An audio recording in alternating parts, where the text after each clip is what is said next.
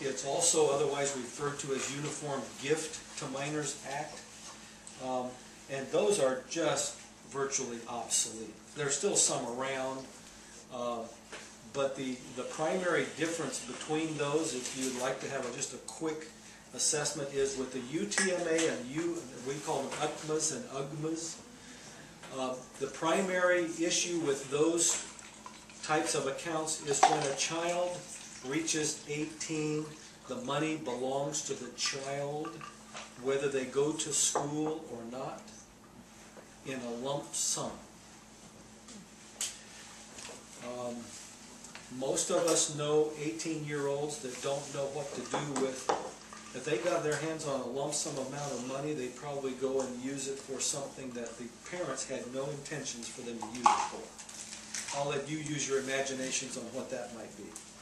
529 plans stay under the control of the donor or the owner of the account, and if the child does not go to college, then the money does not get the tax deduction for going to college. Now, can it be used? So, for example, as a grandparent, I can set up accounts for my grandchildren, which I have done. Sweet. There's not a lot of money in there. Clearly, I just saw the statement. Pump that up. But the issue is, if one of my grandchildren does not want to go to college, I can change the beneficiary from that child to another child. Or if none of the children want to go to college, I can name my son. Or I can name myself to go back to school. Or my wife. I can change the benefit. I have flexibility.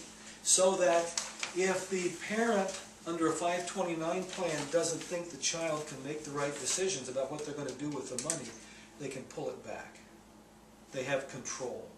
In an UGMA, there was no control. 529s give you control. Okay? Can you convert a 529 into anything except for educational purposes? Yes, you can, and if you're the owner, you can cash it in, but at that point you lose the tax benefits.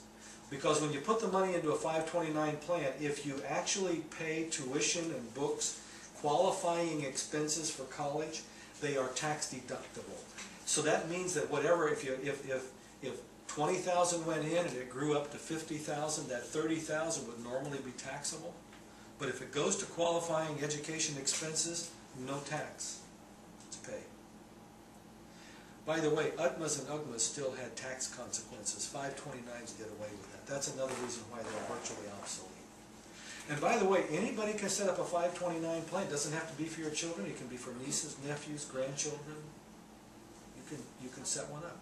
So if you're charitably inclined, I have a few grandchildren I can suggest you can talk to me. Next question that was written. This one here refers to the buying and holding of index funds. Expense ratios for actively managed funds can be 1 to, this question says 1 to 3% higher.